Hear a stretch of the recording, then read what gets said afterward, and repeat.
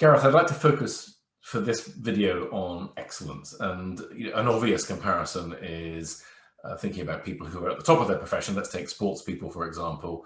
Those who are at the top of their profession don't get to be at the top of their profession just by showing up. They are rigorous in the way that they approach that profession, and specifically in the way that they drill themselves, are coached, and also apply and practice to improve. Tell me what your perspective is for that theory in the context of being a commercial manager.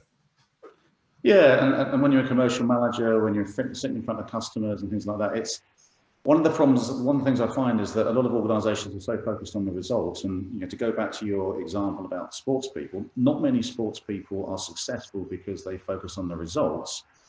What they tend to focus on is, what do I need to do and how well do I do it, so that therefore they get the result, because the result is the result. Once it's a result, you can't do much about it. And one of the things that we find in a commercial environment is that focus on the results, therefore deflects people from the things that make those results happen, i.e., do we have a framework? Are we doing the right things? And how well are we doing them? And can we get better at those things by practice and improving in coaching? And it's a strange phenomenon, because when you talk to people in business about that, it just makes utter sense.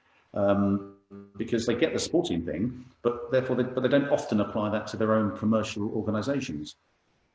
And we come back to the 5% club idea, this elite band of salespeople who do this really well. How do you think that mindset should and does apply to selling specifically?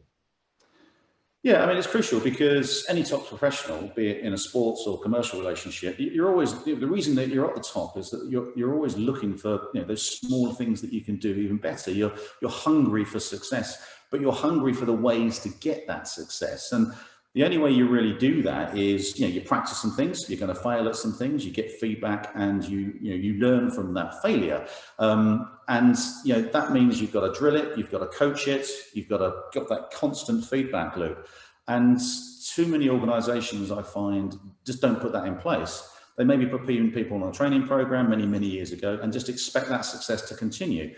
Well, I've played a few sports, not to a very high level, I agree, but one thing I've learned is that if you want to hit a golf ball, or you want to hit a decent backhand, or want to kick a penalty, you need to know what you should be doing, but you constantly need to practice those key skills, to hone them, to shape them, so that it just becomes part of your natural DNA.